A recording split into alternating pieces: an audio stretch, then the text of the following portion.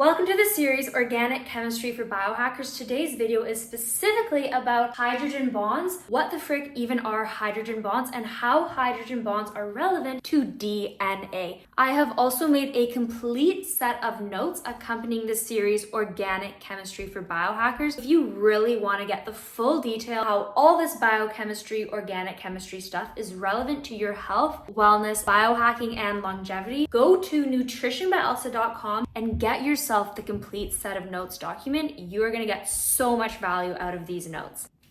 So part one, I'm being so bloopery today. I just need to start the video. So I'm starting the video right now. Part one, what is a hydrogen bond? A hydrogen bond is the specific type of chemical interaction that occurs between a hydrogen atom covalently bonded to some very electronegative atom and some other electronegative atom. Your very most electronegative atoms are nitrogen, oxygen, which we have right here, fluorine, and sulfur. And electronegativity refers to the tendency of some atom to hog electrons. So if oxygen is very electronegative and oxygen is covalently bonding with hydrogen, because oxygen is so electronegative, so good at hogging electrons, stealing electron density, the electrons inside of this covalent bond are being pulled to oxygen. What this then means is that oxygen has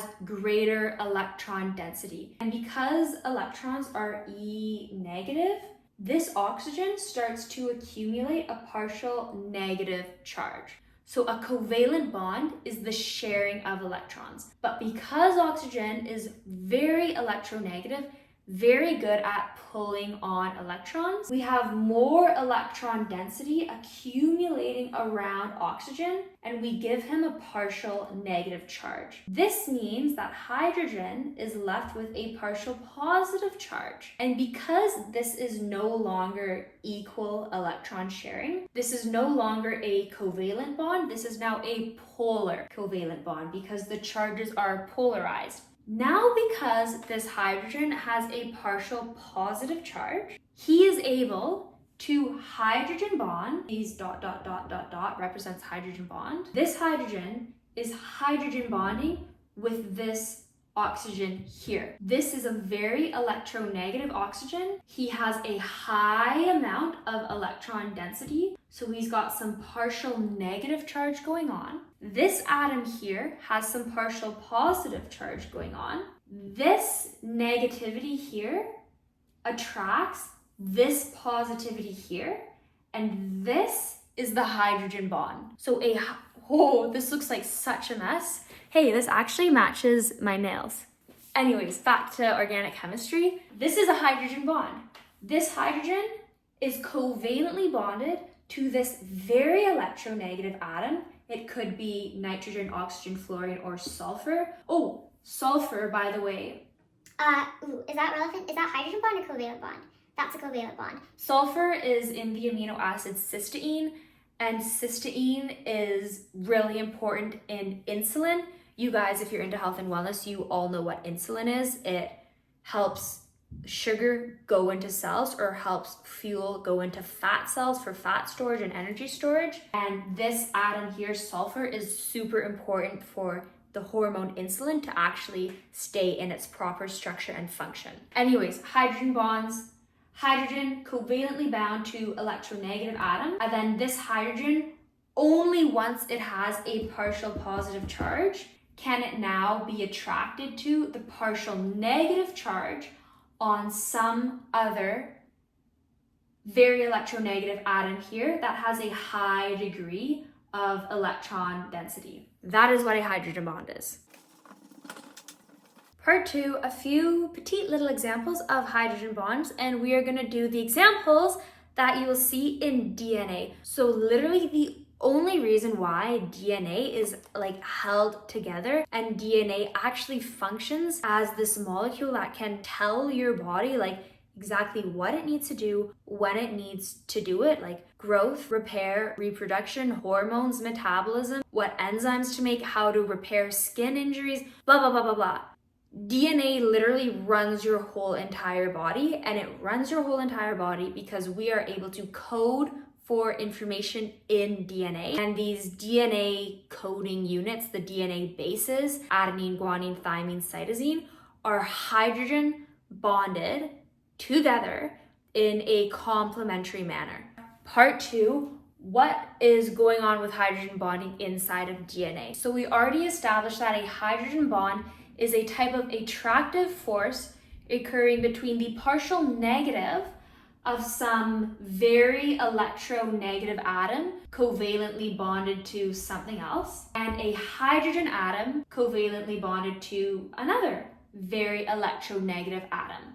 And recall that our very electronegative atoms are atoms that are very good at hogging electron density: nitrogen, oxygen, fluorine, and sulfur. What I've got drawn on the board right here are 2 DNA bases, thymine, and this is adenine.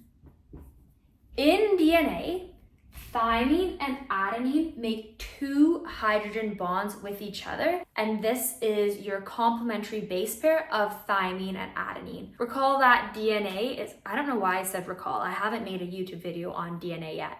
So DNA is made up of these complementary base pairs in a specific pattern, and this specific pattern, like very, very specific pattern, encodes for your body to make certain proteins. You have 4 DNA bases: adenine and guanine, thymine and cytosine. Adenine always pairs with thymine, guanine always pairs with cytosine. Adenine and thymine can make 2 hydrogen bonds when they are hydrogen bonding properly. There are some cases of DNA damage where the ability for thymine and adenine to hydrogen bond with each other is changed or impaired, and you will see a totally different situation going on. So when thymine and adenine are doing their good, healthy, non-mutated, non-damaged hydrogen bonding pattern, this is what it looks like. Here is your electronegative oxygen, and here this electronegative oxygen is participating in a covalent bond to a carbon atom here. Because this oxygen is so electronegative, he does such a good job at hogging on these electrons, he's starting to accumulate a partial negative charge. Over here, this hydrogen is covalently bound to that nitrogen. Recall, nitrogen is also very, very, very electronegative. So this nitrogen is also starting to accumulate a partial negative charge as he's hogging more electrons in that covalent bond. Because this nitrogen is accumulating greater and greater electron density, all the electrons are going whee this way towards the nitrogen. This hydrogen is now left with a partial positive charge. Because he has a partial positive charge, now what on earth do we think he's gonna do? He's going to hydrogen bond with the oxygen right here. And the exact same thing is happening over here. We have a nitrogen atom participating in a covalent bond here and a covalent bond here. Because nitrogen is so electronegative, he's starting to hog electrons, greater electron density. He's got a partial negative charge. This hydrogen here has got a partial positive charge, and now we're gonna have a hydrogen bond right here. The hydrogen bond is the attractive force between the partial negative charge on a very electronegative atom in a hydrogen in a covalent bond, and the partial positive charge on a hydrogen covalently bound to a very electronegative atom. This is adenine, this is thymine, and this is the hydrogen bonding pattern that you see inside of your DNA. So this molecule and this molecule are literally inside every single cell of your body. And if your DNA is healthy, like there's no DNA damage going on, no weird mutation, this is exactly what you would see if you like got a microscope and zoomed in. Adenine, thymine, complementary base pairing. Now let's do cytosine and guanine. But I have to Google what cytosine and guanine actually look like first because I don't have their structures memorized. I had to Google this one too. And now to the next one. Next example of hydrogen bonding in DNA is between guanine and cytosine. And again, this is what you would expect to see in perfect, happy, healthy DNA. If DNA is damaged or mutated, you will see something totally different going on. This could be like upside down or sideways or inside out or whatever, and the hydrogen bonding pattern will be totally different. So this is the hydrogen bonding between guanine and cytosine. Let's first identify all the electronegative atoms participating in covalent bonds, and then let's figure out which ones are actually doing the hydrogen bonding and how many hydrogen bonds there are between guanine and cytosine. First of all, we've got hydrogen here, carbon, carbon, carbon, oxygen, nitrogen, hydrogen. Out of all of these, which ones are electronegative? Pause the video and think about it for a few seconds. Okay, 1, 2, 3, we're starting again. Oxygen, electronegative. Nitrogen, electronegative. Carbon is not electronegative.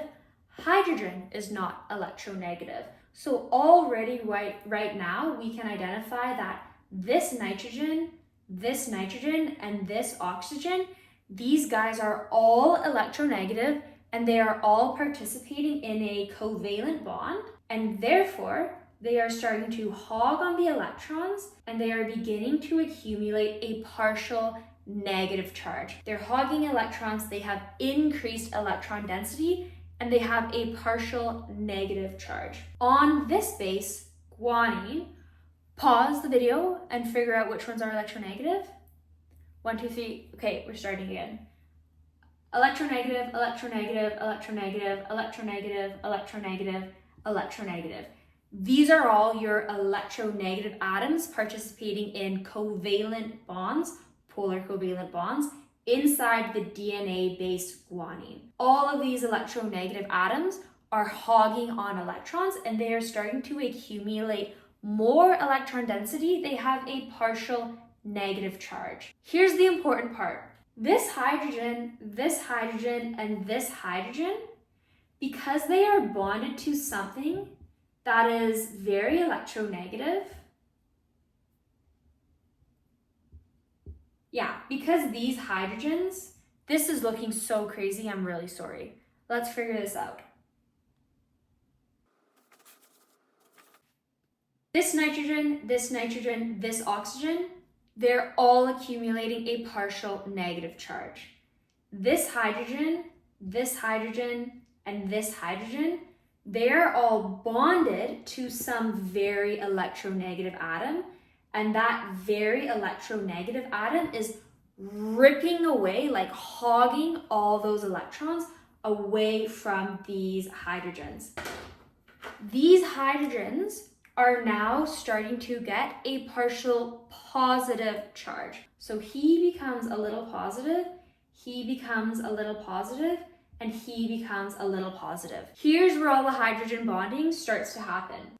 He's got a partial positive up here, super close to this guy's partial negative. They're gonna hydrogen bond. This is an attractive force between the partial positive and the partial negative. Partial negative, partial positive, hydrogen bond. Partial positive, partial negative, hydrogen bond.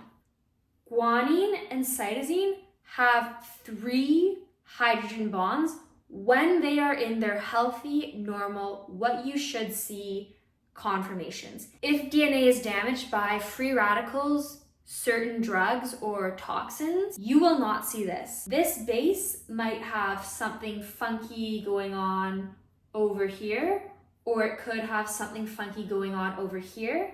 And when we have something funny going on here or something funny going on here, we cannot make this hydrogen bond. This causes the hydrogen bonding pattern to change. These bases will not be bonding this way. They might be in a different orientation, and as a result, the DNA is damaged. In the case of DNA damage, we need DNA repair enzymes to fix whatever's going on over here, and restore nice, normal, healthy hydrogen bonds that we had in the original conditions. This mess case, which perfectly matches my nails, concludes today's video all about hydrogen bonding. and a teensy little high-level overview all about DNA. All the videos a part of the series Organic Chemistry for Biohackers comes with a complete set of notes that I made myself, and it has all the details about everything that we're covering in this series as relevant to biohacking, health, performance, and longevity. Go to nutritionbyelsa.com and get those notes. They're super awesome, by the way. If you guys got any value whatsoever out of these videos, make sure you like, comment, and subscribe. It helps me understand that doing this is a good idea and I should be putting more time, energy, and resources into making this type of educational content. So, my friends, have such a lovely day because it's actually really nice and sunny behind the scenes, so maybe I'm gonna go outside and drink some kombucha. I hope you all have a good day. Goodbye, everybody.